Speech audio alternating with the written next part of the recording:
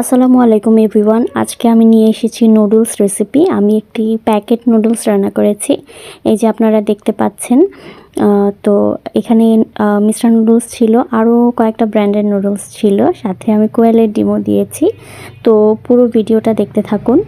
এই যে আমি ফার্স্টে এখানে সব কিছু সেট আপ করে নিয়েছিলাম। বারান্দায় আমি সব কিছুর সেট আপ করেছি। এই যে এখানে নুডলসের প্যাকেট দেখাচ্ছি, বাট এটা আমি পরে রান্না করিনি। আমি আসলে ফ্রেশ একটা রান্না করেছি, কারণ মিস্টার নুডলস আগে খাওয়া হয়েছে।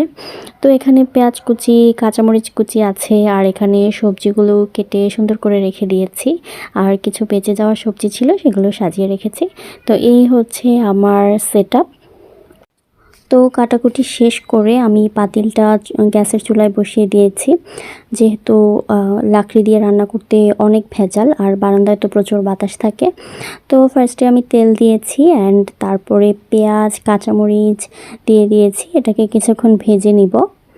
আমি বেশ কিছুদিন ধরেই মিনি চুলায় রান্না করছি, সো এটা আমার কাছে খুব বেশি ভালো লাগছে। আমি ভিডিও আপলোড করছি ডেইলি ইউটিউবে, আমার খুবই ভালো লাগছে জিনিসটা। তো আমি এখানে হলুদ আর মরিচ দিয়ে দিয়েছি। এটাকে আরও কিছুক্ষণ আমি ভেজে নিব। এই যে আমি ঢাকনা দিয়ে দিয়েছি, কিছুক্ষণ এটাকে ফ্রাই হতে দিলাম।